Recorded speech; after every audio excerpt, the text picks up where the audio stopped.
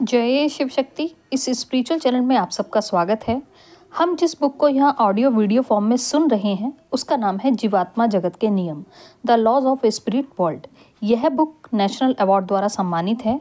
यह book auto writing पर based है और 2 दिवंगत बेटों की आत्माओं द्वारा उनकी माता से ऑटो राइटिंग की फॉर्म में लिखवाई गई है। यह एक आध्यात्मिक बुक है और किसी भी जाति धर्म से इसका कोई लेना देना नहीं है, इसलिए यह बुक हमारी स्पिरिचुअल ग्रोथ में सहायक है।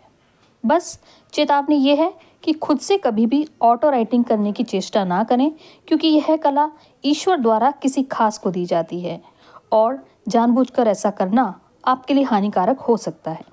चैनल को सब्सक्राइब करके, वीडियो को लाइक एंड शेयर करके आप इस आध्यात्मिक विकास की मुहिम में हमारी सहायता कर सकते हैं। साथ में बने रहिए। धन्यवाद। सुनते हैं बुक की समरी। हेलो फ्रेंड्स, आज के चैप्टर का नाम है कर्म। जो आप बोते हैं वही काटते हैं। कर्म सजा नहीं बल्कि सीखने की प्रक्रिया है। यह ऐसा नियम नहीं जिसका उद्देश्य मनुष्य को केवल सजा देना हो, बल्कि इसका उद्देश्य तो गलती करने पर हमें शिक्षा देना है और आत्मिक स्तर पर हमारी गलती के बारे में समझाना है।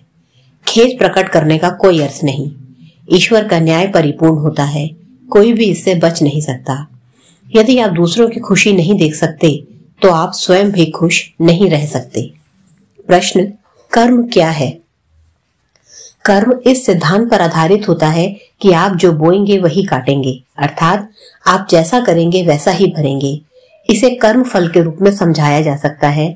कर्म आपके कार्य है और फल उन कार्यों के परिणामों को दर्शाता है। इस प्रकार कर्म या तो आप पर एक कर्ज है या आपको प्राप्त होने वाला वरदान है। 2 प्रकार के कर्म होते हैं, नकारात्मक और सकारात्मक।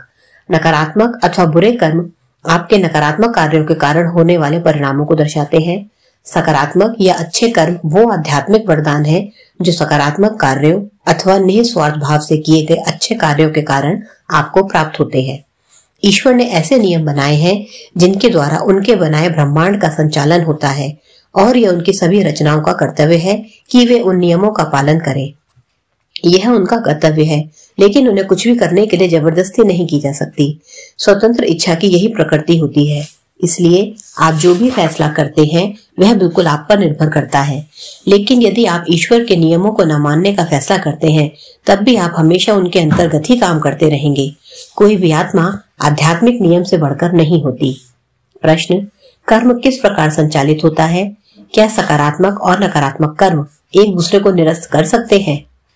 दोनों कर्म एक दूसरे को निरस्त नहीं करते, इसलिए आपको अपने अच्छे कर्मों के लिए आध्यात्मिक आशीर्वाद प्राप्त होते हैं और बुरे कर्मों की सजा भी भुगतनी पड़ती है। अच्छे और बुरे कर्म एक दूसरे से बिल्कुल अलग होते हैं। व्यक्ति के कर्म उसके विचारों के कारण भी निर्मित होते हैं। कर्म केवल कार्यों के कारण ही उत्पन्न नहीं होते, बल्कि आपके विचार और आपके शब्दों के कारण भी संचित होते हैं। कार्य, विचार और शब्द ये तीनों साथ साथ चलते हैं।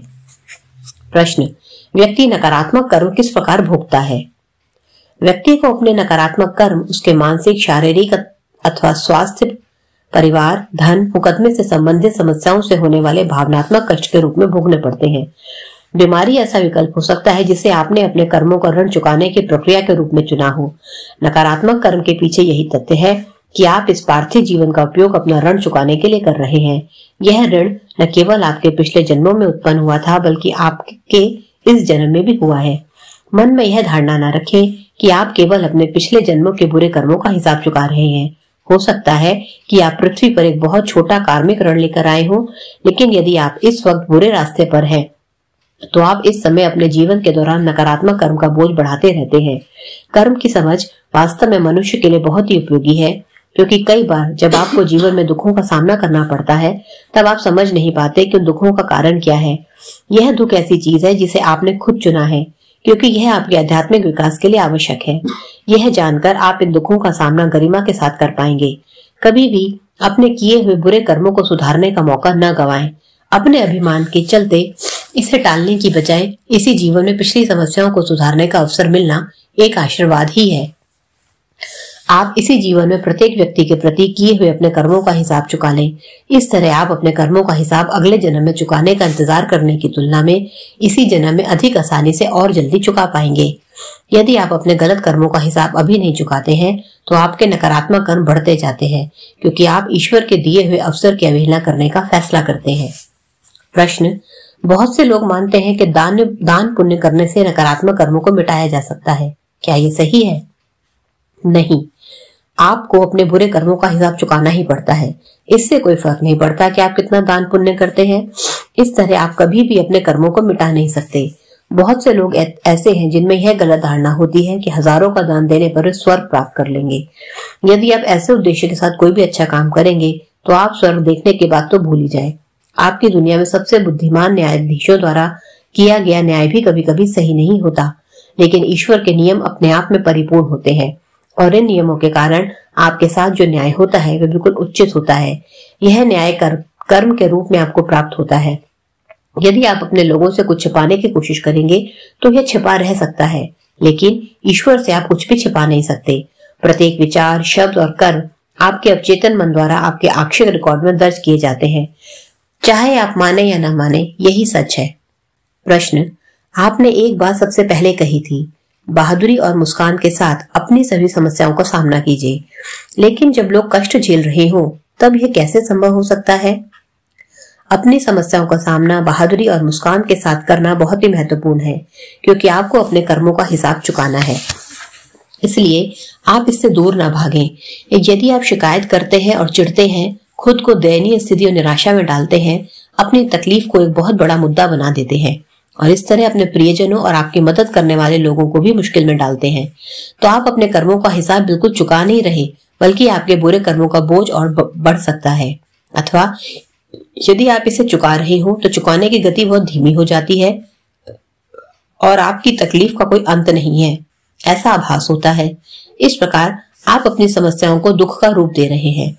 लेकिन यदि आप अपनी समस्याओं का सामना बहादुरी के साथ करते हैं तो आप धैर्य और साहस के साथ अपनी जीवात्मा को बल देते हैं।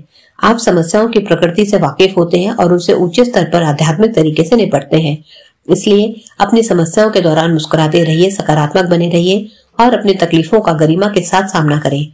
गरिमा का सामान्य अर्थ यह है कि आप अपने आत्मसम्मान को बनाए रखें, ईश्वर और उनके न्याय में आपका पूरा विश्वास हो और आप में हास्य बोध भी हो, और इन सब के बीच परिस्थिति की गंभीरता और उसके महत्व का भी आपको एहसास हो। गंभीर से गंभीर परिस्थिति का सामना हल्के मन से करें। जब आप ऐसा करते हैं तब जीवात्माएं आपको अपने कर्मों का सामना करने में सहायता कर पाती हैं।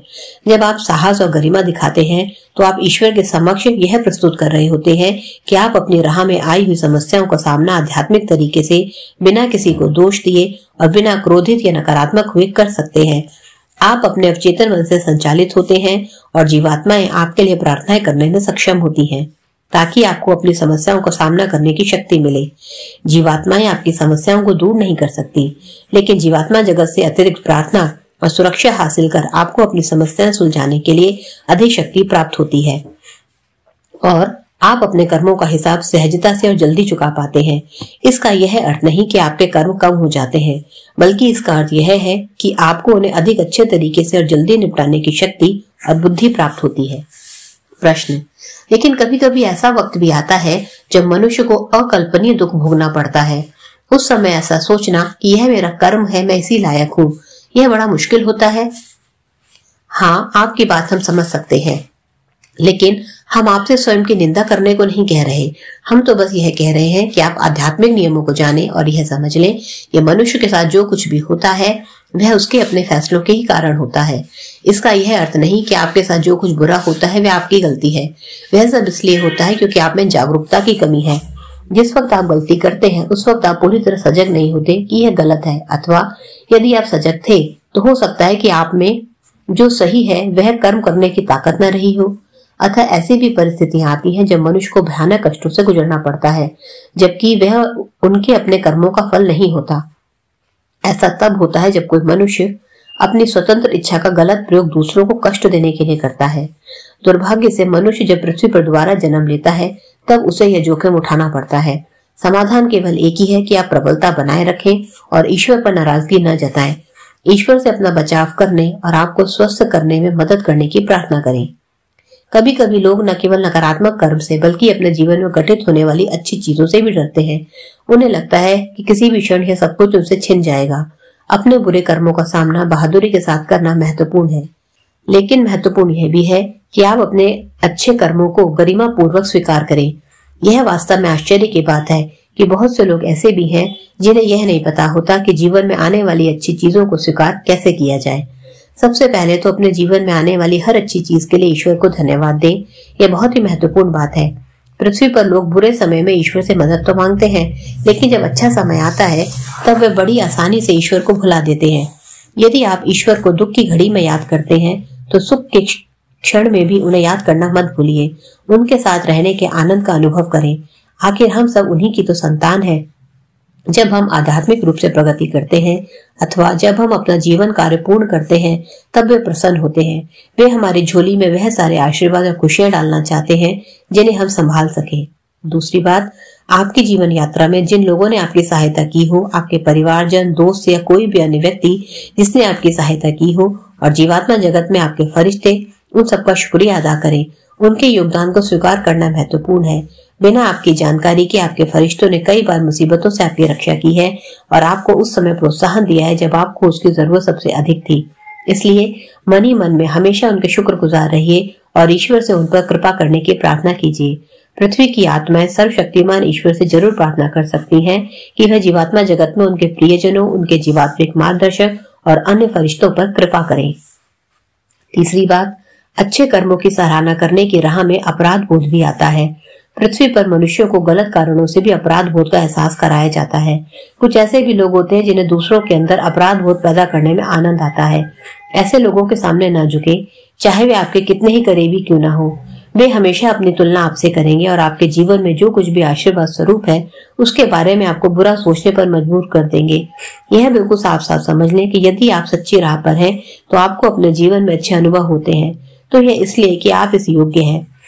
तो फिर आप अपने मन में अपराध बोध क्यों पालें? यदि किसी को यह आशीर्वाद नहीं मिला है जो आपको प्राप्त हुआ है तो इसका भी कोई कारण होगा। हो सकता है कि अपनी आध्यात्मिक यात्रा में वे ऐसे स्तर पर हो जहां वे अपने कर्मों का हिसाब चुका रहे हैं, अथवा हो सकता है यह उनकी परीक्षा और प्रशिक्षण से गुजरने का समय हो। बेशक इनकी मदद कीजिए और उन्हें सहारा दीजिए, लेकिन उनकी खुद के प्रति दयनीयता भरी भावनाओं के सामने मत झुकिए और नहीं आपको अपने जीवन में मिले हुए आशीर्वादों पर सवाल खड़े करें। कुछ ऐसी आत्माएं होती हैं जो गलत राह पर चल रही होती हैं और उन्हें अपने बुरे कर्मों का हिसाब चुकाना पड़ता है। एक बार जब वे सही राह पर आ जाएंगी तब उनका भी जीवन बदल जाएगा। आप यह नहीं जानते कि जीवात्मा जगत में उन्होंने क्या चुना है। जो भी अच्छे अनुभव आपके जीवन में मिलते हैं उनका आनंद लें और उनके लिए कृतज्ञ बने। अपने जीवन में मिले सौभाग्य के लिए कृतज्ञ होने का तरीका यह है कि आप इसे किसी दूसरी भली आत्मा के साथ बांटें। आपके जीवन में क्या कुछ घटित हो रहा है इसे प्रत्यक्ष रूप से प्रकट करने की कोई जरूरत नहीं। हर बात विस्तार से व्यक्त करने की जरूरत नहीं। वास्तव में अपने जीवन की अच्छाइयों के विषय में आपको शांत रहना चाहिए और कुछ भरोसेमंद लोगों के अलावा इसकी चर्चा किसी से नहीं करनी चाहिए, अन्यथा इससे नकारात्मक ऊर्जा आकर्षित होगी। लेकिन यदि आप अपने साथ हुई किसी अच्छी घटना से खुश हैं तो अपनी इस खुशी को दूसरों के साथ बांटिए, दूसरों को खुशी दीजिए। और यदि आप एक प्रबल ओहदे पर हैं तो इसका उपयोग दूसरे अच्छे लोगों की मदद करने में कीजिए। दरअसल ऐसा करने के उद्देश्य से ही आपको इस ओहदे पर रखा गया है। खुद को मिले आध्यात्मिक वरदानों का आनंद लीजिए और उनका उपयोग अन्य भली आत्माओं की सहायता करने में कीजिए। आज के लिए इतना ही। धन्यवाद।